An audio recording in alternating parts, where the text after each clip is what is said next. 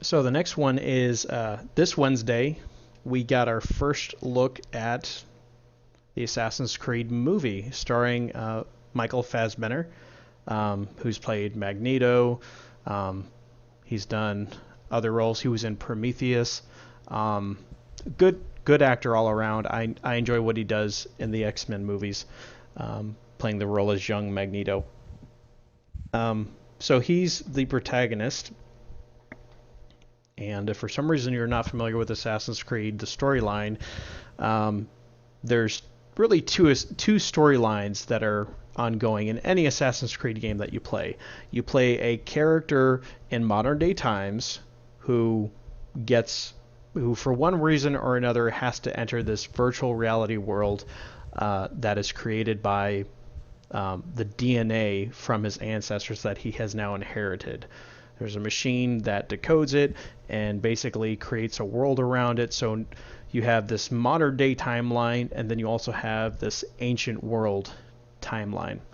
And it looks like this is going to be taking place during the Spanish Inquisition. Um, and you have actually quite a few assassins. It looks like you've got at least five just looking at the trailer, from what we've seen.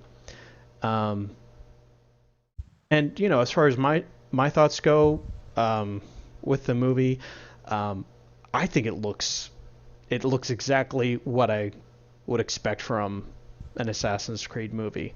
What they've actually done is, before people start saying like, oh, it's going to be lousy, because let's face it, every video game based movie is lousy, and there's truth to that. But a lot of the reasons is, or a lot of the reason why that has happened is because you have these movie studios. They get the rights. They just buy the rights to the movie, and for the most part, they have creative control over what happens with the film, and they're going to make the film by their standards, not the standards of the company which actually created this world that they're basing a movie on. So I think that's the biggest part of what keeps video game based movies from being any good. They just go in this weird direction. They're not a they're not a fan of the game. They're not making it for the fans. They just think that they can make something that's going to do well in the theaters, and they don't really try that much. Well, Ubisoft is not going that route.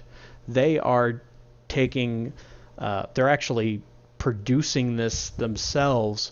They're getting some other studios involved for, who knows, distribution um, costs and things of that nature, but they are controlling this from start to finish creatively, um, and that's incredible. This is really a first that we're seeing with a video game based film, where they're just they're in charge of the script, the story, who gets cast, everything, all of it.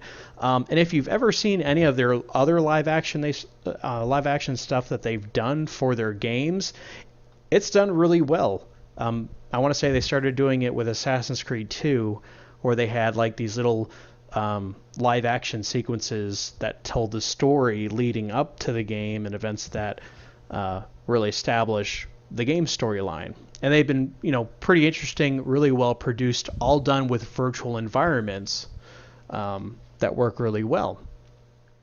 So it just looks like they're taking that and making it on a Hollywood scale. And I hope it's going to be successful. Um, we'll have to see in the long run.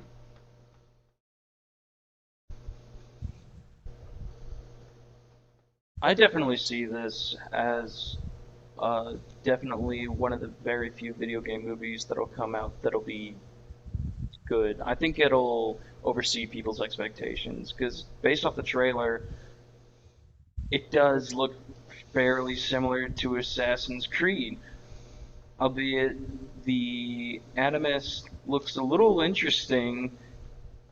It looks kind of like a chord-based system instead of more like a bed. Uh, at least I think that's what it showed in the trailer. Which you can completely recreate the Animus as long as it's there, because that's how the whole Assassin's Creed universe works, Right. is through that. So as long as it makes sense, I guess you can make it look at whatever you want it to look like. Um, I feel like again, a lot of people are gonna look at this and they're just gonna see the history of video game movies, or just movies that weren't originally made in real life and then turned into real life, just and they just fail. Um, One movie that I think a lot of people forget about, which I don't know if it was necessarily based off the game, but the Prince of Persia movie, at least in my opinion, I thought it was a pretty good movie. And I there's at enjoyed it. least Yeah. three games called Prince of Persia, and two of them look like the main protagonist from the movie, so that's probably where it came from. They were great, or the movie was great. So there is a chance for video game movies to do good, and I think it's actually really cool that Ubisoft is heading up the thing, personally, and getting a couple of other production crews to help them. I think that might be what video game movies need, you know, to have the companies that made the game make the story, because that's usually the biggest flaw, is the story just doesn't match up to what it used to be, and they try and make it too much of a movie and not much of the game, which, I mean, you can do that, but it has to be done a certain way. And for most video game movies, it's just not done correctly. So I'm really excited for this. I can't wait for it to come out. I like the look of the assassins. It seems that they've gone to, like, instead of all white, it's like this brown or bluish color, and I think it actually looks cooler. The outfit that it reminded me most of was Ezio's outfit in Assassin's Creed Revelations, where he's an older guy. He's a I forget what the rank is, but he's the mentor now. He's like the head of the order at this point, and he has like a darker outfit, and that's kind of what it looks like they're doing. Um, Personally, I love the white outfit.